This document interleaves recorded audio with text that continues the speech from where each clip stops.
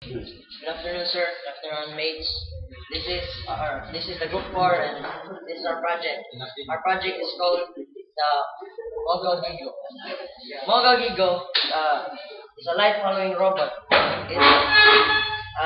We made this with we used operation, and we come up with this project. By the way, the name Mogo Gigo is derived from our surname. Mo means here, rounded, and Go is mine, surname. Gonzaga, and G, which is Tingala, and Go or Gorospe. So the name of our robot is Mogo Gigo. Group 4, I am the leader. And Lloyd, the members.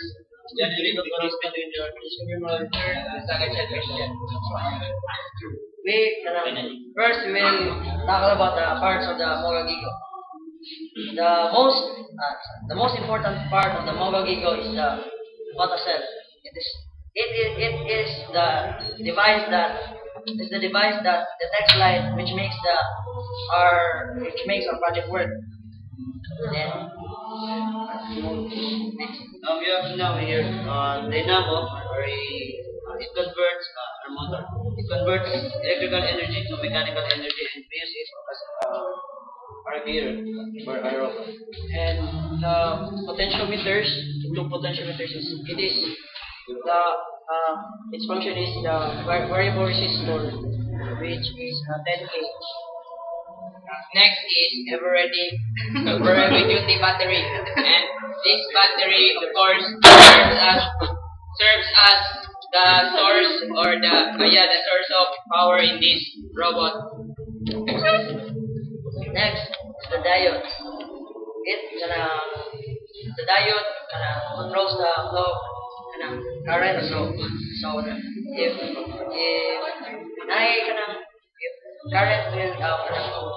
current will flow, so controller niya ang current nga padong na siya, one direction na siya.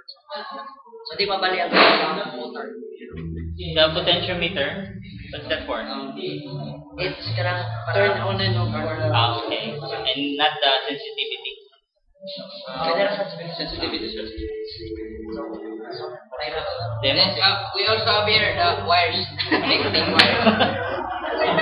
You don't have to. Yeah, because wires here is also very important. How about the table?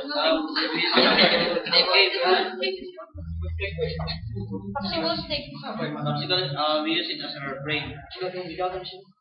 Okay, demonstrate. So our robot, this is this is how you it can works. use the floor. Sige, put it down. Yeah, pwede lang. Everybody watch.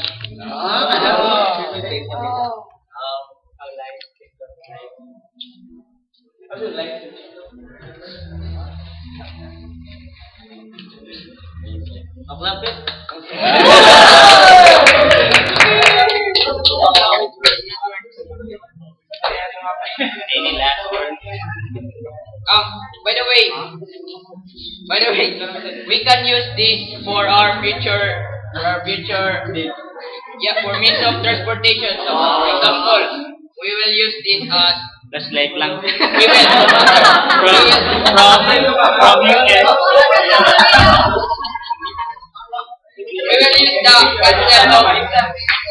we will use the concept of a robot in making future vehicles. For example, the train.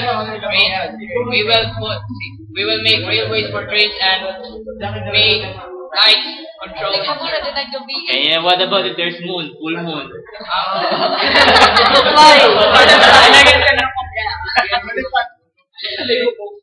Okay, round of applause.